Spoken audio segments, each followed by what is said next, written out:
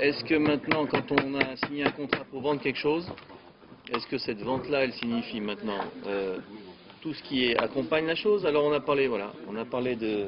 On mangera après, hein, d'accord? Café aussi après. Bon, tout ce qui est, on a parlé des maisons, on a parlé des terrains, maintenant on va parler non, on va parler des pressoirs. Pressoirs. Alors le pressoir, c'est, vous savez, c'est un ustensile, vous avez un beau dessin, vous allez voir derrière, en couleur en plus, et c'est en couleur. C'est pas... Eh ouais.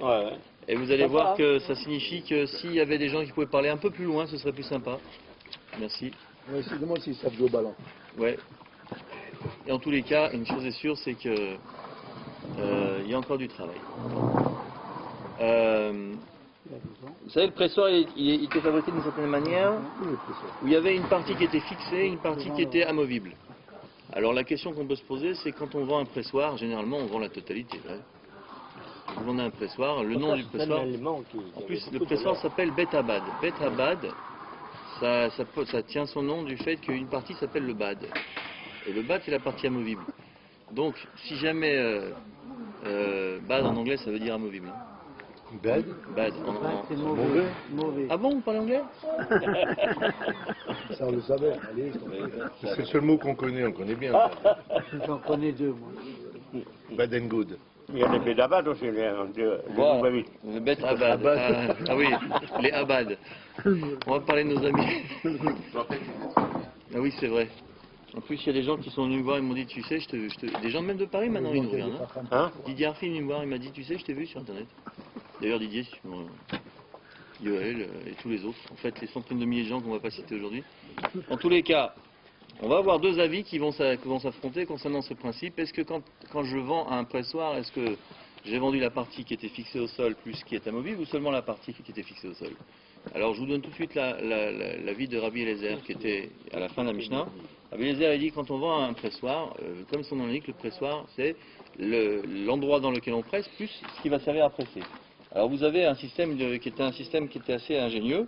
Comment c'était fabriqué? Vous aviez soit une espèce de cuve qui était creusée dans le sol, soit qui était creusée dans la pierre, soit qui était carrément construite. Dans cette cuve, on mettait les olives, et au-dessus de ça, on avait un système qui était voilà, pas une pierre, mais en tout cas, il y avait le système du pressoir des olives. Comment c'était? Il y avait une espèce de grosse planche qui était circulaire, un gros disque, soit en bois, soit en pierre, qui était maintenant de la circonférence de la cuvette, qui était attaché à une espèce de moyeu. C'est un moyeu, voilà. Et ce moyeu-là, il était relié à une espèce de grande barre qui s'appelle un poteau qui s'appelle un bad. Voilà. Et il y avait un espèce de système de vis. Filetage. Voilà, un filetage, bravo. Voilà, on a affaire à des pros. Quand on a affaire à des pros, ça va vite. Et vous tournez le truc, et le filetage fait en sorte que le disque il descend jusqu'à écraser. Et une fois qu'il était écrasé, effectivement, le jus il sortait. Ouais. Donc on a dit que cette cuve-là était fixée au sol. Et il y avait ce système de poulies, de moyeux amovibles. Et donc, est-ce qu'on avait considéré que les deux parties étant indépendantes, quand je vendais quelque chose, je vendais juste la cuve ou pas? C'est la discussion de la Mishnah d'aujourd'hui. Voilà. Regarde ce que dit la Mishnah. Celui qui vend maintenant, un pressoir à olive, hein, parce que vous avez des pressoirs à vin, ça existe aussi, mais c'est autrement. Ça Raisin, un raisin, oui. Machar et yam, ve'et mamal, ve'et betulot. Alors le yam, donc vous avez, si vous prenez la page, vous voyez le dessin. Vous savez, ce qui est magnifiquement représenté par une espèce de cuve en marron foncé là, ça c'est le yam. Le yam, la cuve dans laquelle on mettait les olives. Et donc au-dessus de ça, il y avait le mamal et la betoulotte. Alors mamal c'est le disque et le betoulotte c'est les poteaux. La tige filetée. Non, c'est les poteaux sur lesquels reposait la tige filetée. C'est des poteaux qui sont latéraux là. D'accord. Donc dans tout ça, c'est vendu. Avallo machar et akirin vet galgal. Mais par contre, il n'avait pas vendu ni akirin ni galgal. Alors akirin, c'est les planches. Les planches, en fait, c'est cette grande planche là-haut.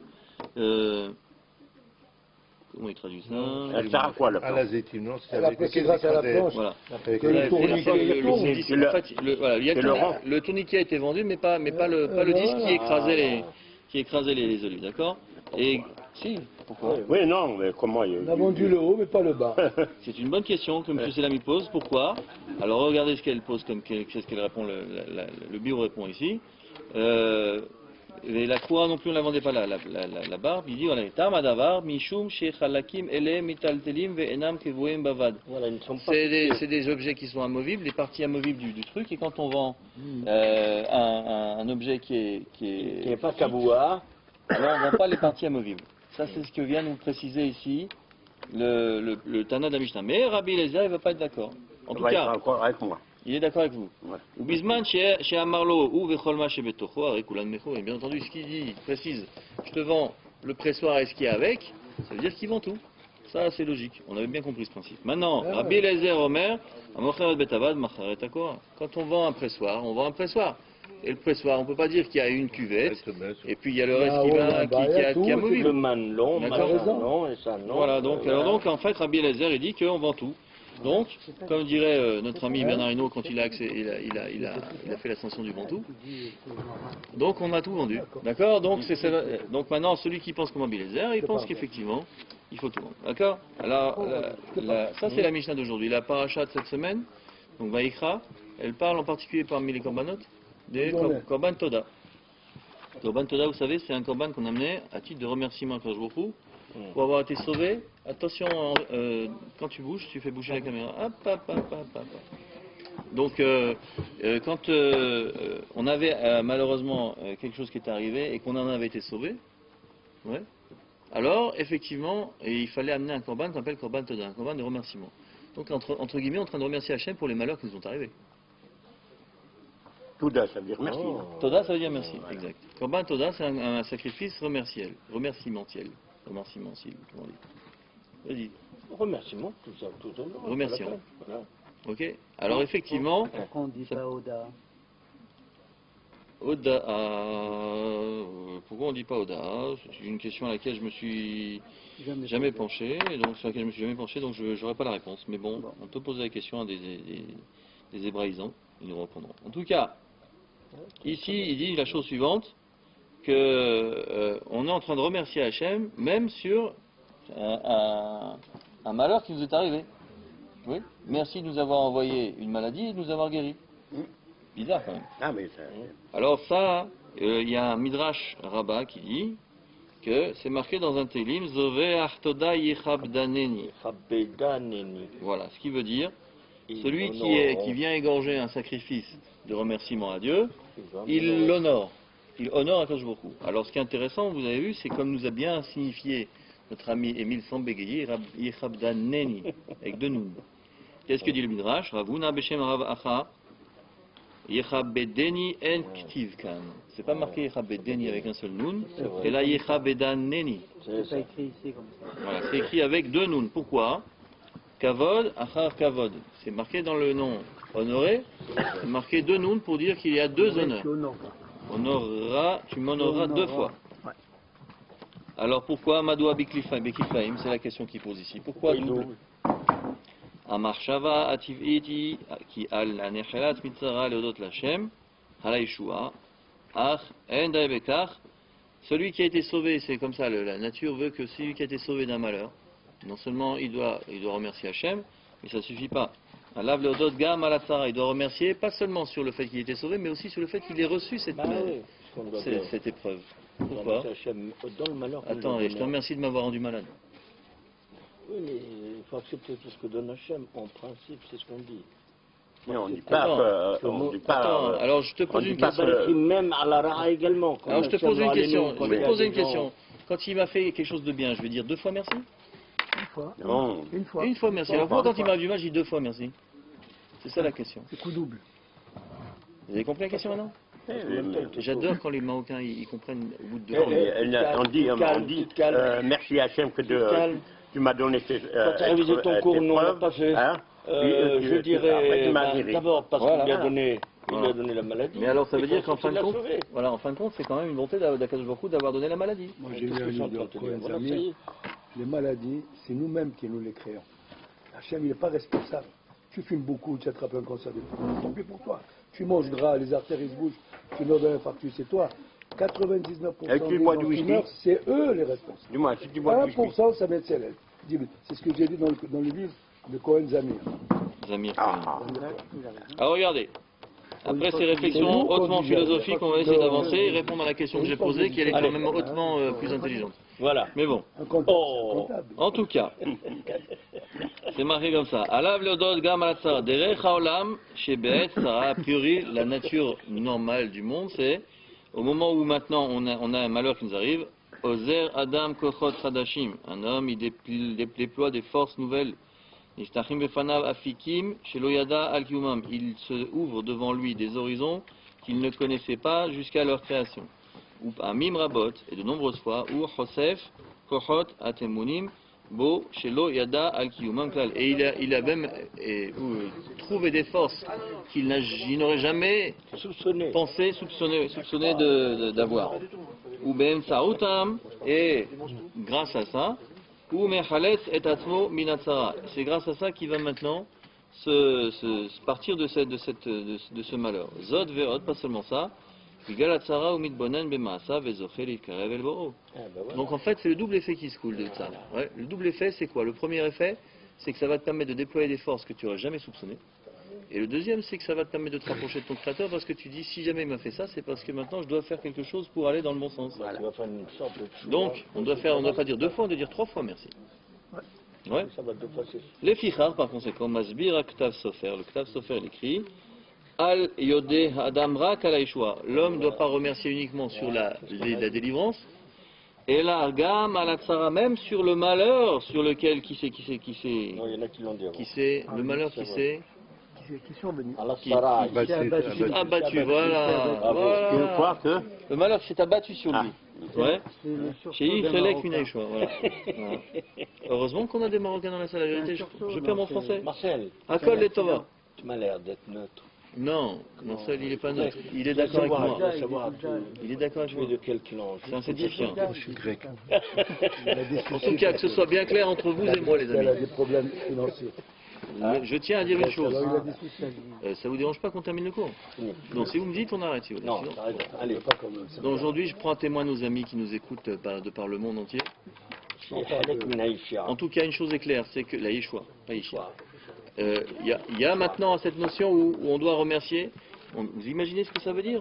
Ça veut dire que maintenant, il est arrivé quelque chose. On va, de par le fait qu'on va décupler nos forces grâce à ça, on doit remercier Hachem. Sinon, jamais on fait l'effort. Quelqu'un qui n'a pas besoin de faire des efforts, il n'en fait pas. Donc maintenant, pour susciter l'effort, alors il va y avoir la tzara qui va venir. Et également le fait que maintenant, en plus de ça, ça nous permet de prendre conscience que, vous savez, c'est marqué de la même manière qu'en principe, un père qui aime son fils, généralement, quand il a besoin de corriger, il va lui donner une claque. Et le fils, il a compris que c'est pas pour l'embêter qu'il lui donne une claque, c'est pour le redresser. C'est marqué comme ça. Choser shifto son ebeno, celui qui retient son bâton détestera son fils. Donc c'est pour ça que si vous avez des coups de bâton à donner, vous tapez sur vos enfants. Bien, je te donne. Choser shifto son ebeno. Choser shifto. Daniel, Zokev qui est coupé. Voilà, alors Akol les Tova. Et redresse Akol et Tova, même ça, voilà. Moi je tiens à dire, voilà, je témoigne. Il y avait Yaakov qui s'est donné des coups de marteau sur la tête. Des coups de marteau. Son ami est venu lui voir, il lui a dit Yaakov, qu'est-ce que tu dis? Tu savais le bien que ça me fait quand j'arrête.